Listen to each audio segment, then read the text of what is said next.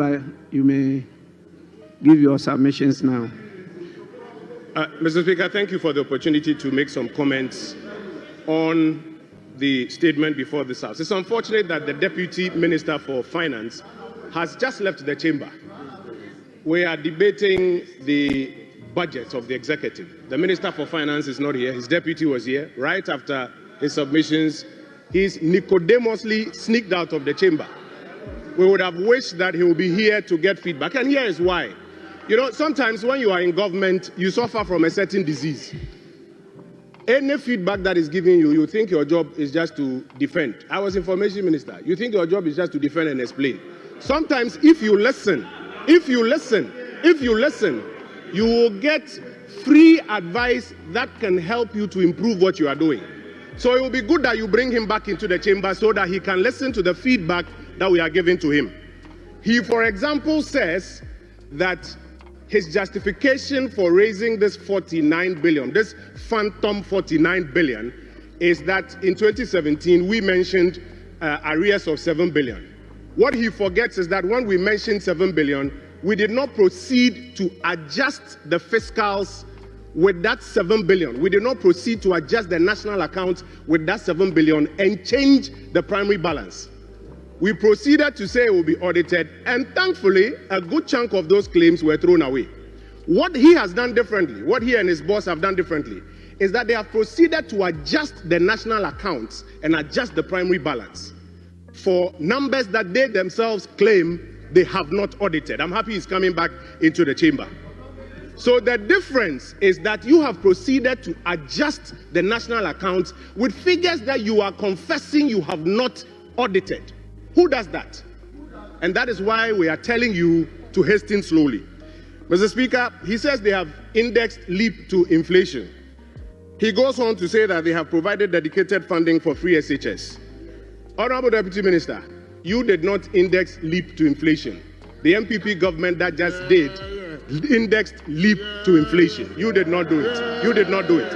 Don't take credit for what you haven't done. The question our colleagues on the other side must be asking is that if you are going to employ more, to produce more, where is the market? Because our economy is not big enough to absorb all that we are going to produce. And the answer is with them, because in 2018, on the 10th of May, Ghana and Kenya were the first countries to ratify the Africa Continental Free Trade Agreement. Mr. Speaker, we know the situation we have in this country, especially with the doctor-patient ratio. In the Upper East region, for example, the doctor-patient ratio is 1:25,000, Mr. Speaker. In the Upper East region, in the Upper West region, the ratio is 1:15,000. Mr. Speaker, if you come to the Brim North District, in my own constituency, Brim, we only have 3 doctors. And these 3 doctors are supposed to take care of a population of 120,000. Mr. Speaker, if a doctor at the age of 61 doesn't qualify to be re-engaged, how do we curb this doctor-patient ratio? In the wake of the introduction of the free senior high school program, as in the implementation of the policy, we were settled with the fact that increasing number of students were getting places in our secondary schools. And because provision was not made to accommodate them, the previous government had to introduce the obnoxious double track system with its attendant consequences. The previous government, the previous president, had indicated in the wake of heated national debate that the double track system would be ended before the end of his first term. Mr. Speaker, and when he failed to fulfill that promise, he then went on to say that by the beginning of his second term, the double track system would have been ended. Mr. Speaker, today as we speak, 413 secondary and TVET institutions are still practicing the double track. The concept of the smart school project was to digitalize schools in this country. We provided tablets to every teacher in this country. Mr. Speaker, we provide tablets to students in this country. This is the intention of the Smart School Project. And you being at the Education Ministry, I expect you to know better. Mr. Speaker, and also coming to the one tablet per student policy. I personally observed the distribution of tablets at Yas Santua Senior High School in my constituency. You go to Pemper College, they were delivered tablets. I'm saying that the schools have been given and the schools are using them. You are the Deputy Education Minister, and I mean, we don't do propaganda in this chamber. He exposed the true state of our country's economy bequeathed to us by President Akufo-Addo's outgone government. In doing so, the current state of indebtedness was brought to the fore.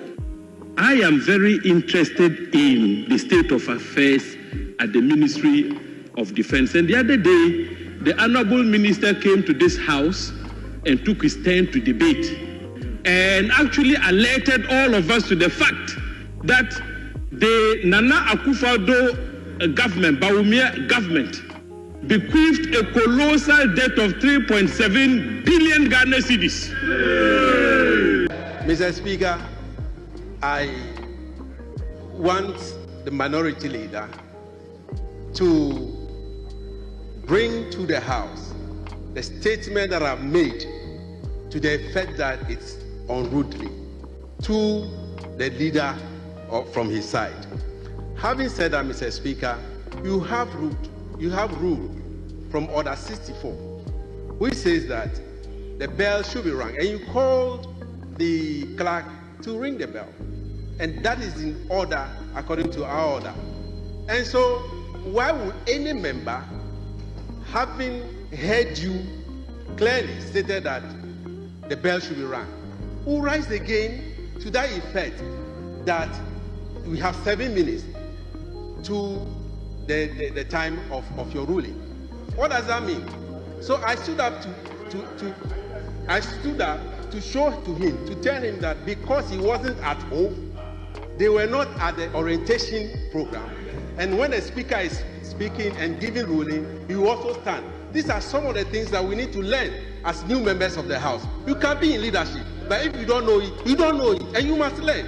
And our leader, our friend Jerry, must learn the rules of this House and start interrupting anyhow. We'll continue to help them. Mr. Speaker, when I came to this House, the first thing that happened to me when I started speaking was that Honorable Papa Nkrumah stood up more than 3 times just to interrupt me. And after that, he called me and said, I did this because I want you to learn the rules of the House. Jerry must learn the rules of the House. Thank you very much, Mr. Speaker. Mr. Speaker, we have just considered a bill, but just for your direction and guidance, the bill which we just considered was not provided to members. Even on we only have reports. We only have the report of the committee, but when you were reading the clauses, we could not follow because we have not been served with copies of that bill. Now I'm just asking for your direction. And Honorable member, the reports are even on the console. I agree, the reports are there, but when you were reading this bill has been distributed long ago. No, it's not been distributed. Honorable members, after laying of the bill, it is ordered that copies be distributed to members.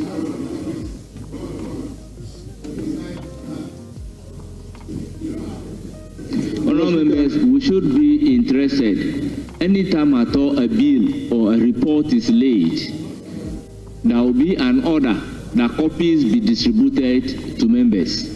Sometimes I'm a culprit. They distribute it by placing it in our pigeonholes, and we don't go for it.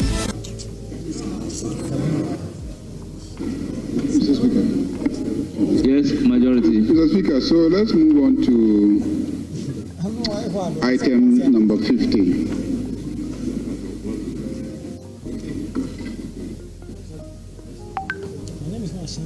Item number 50. Yes, Minority Chief. Speaker, we are all trying to help to dispense of business, but just to draw the Whip's attention, but there is a genuine observation. But even the report of the committee, there were only limited copies that were brought to the chamber. Only limited copies were brought.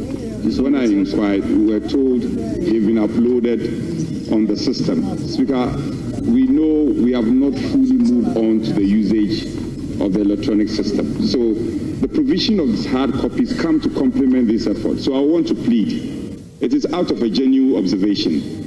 Let's run more copies. At least, if for nothing at all, the members of the Finance Committee who have been involved in the consideration of these bills. It's important. Honorable member, I will be surprised if a member of the Finance Committee doesn't have a copy of this bill, because I happen to be part of the meeting and at the committee's consideration of the bill. These bills were taken one after the other, and the honorable member on his feet, you ask vigorous questions based on the bill itself when the committee was doing a consideration of it. I happen to be there, so I've heard you loud and clear. Your useful questions were taken into account. So as a member of the committee, I'll be surprised that you don't have a copy of this. Mr. Speaker, the intervention I made was to help you, because I, as a member, have copies, but there were some amendments proposed to some of the bills. So what I was holding may not be what we are discussing now, because when you meet at committee and amendments are being proposed, the new bill then is then presented. We've not been given copies after that meeting, and that's the point I'm drawing your attention to. That after the discussion, we are not given copies. No, of the honorable member, you are completely wrong. Proposed amendment of a committee to a bill will then be part of the committee's report, and it will be captured on the order paper. But in this case, there was no proposed amendment on part of the committee, so nothing was attached to the report. And if you look at the order paper for today, there was also no proposed amendment as advertised. For that reason, I open the floor for any member that will have a proposed amendment to a clause, and it is in the absence of any proposed amendment to a clause that I will then put the question. So I don't understand the point that you are making. Because I'm not belaboring the electronic transaction levy. I'm not belaboring that. But it is the electronic transaction levy that is under consideration. Mr. Chairman, but we have other bills that But then you have to wait. But when those bills are being considered, then you can legitimately raise your point. So I think you are completely out of order. I'm guided, Chair. Thank you, Mr. Chairman. I'm guided. Thank you.